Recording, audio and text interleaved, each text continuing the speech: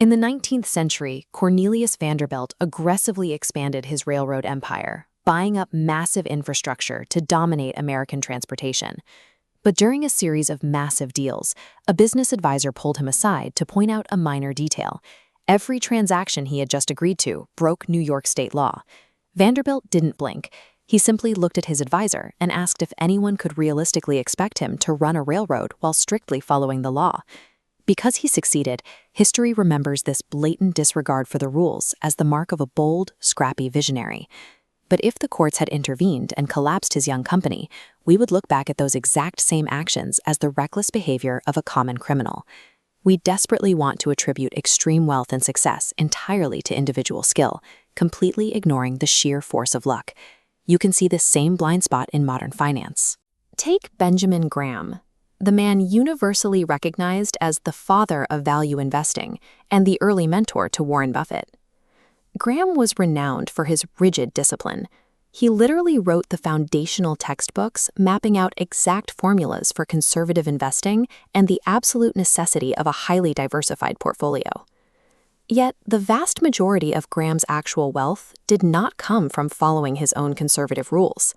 He made his fortune by holding an enormous, concentrated chunk of a single stock, Geico.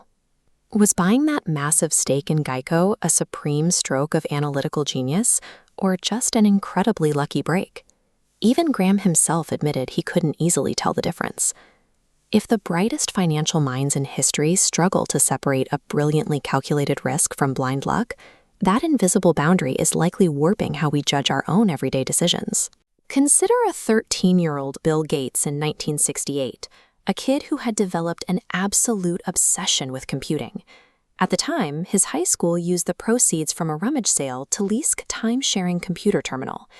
This gave him access to technology years before most university graduate schools had anything remotely comparable.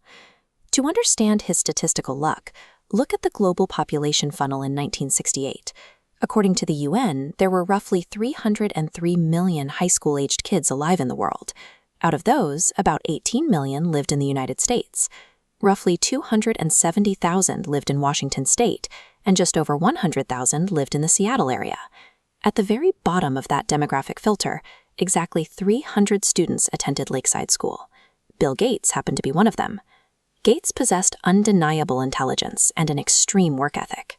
But his eventual success with Microsoft was mathematically impossible without a 1 in a million structural head start that he had absolutely no control over.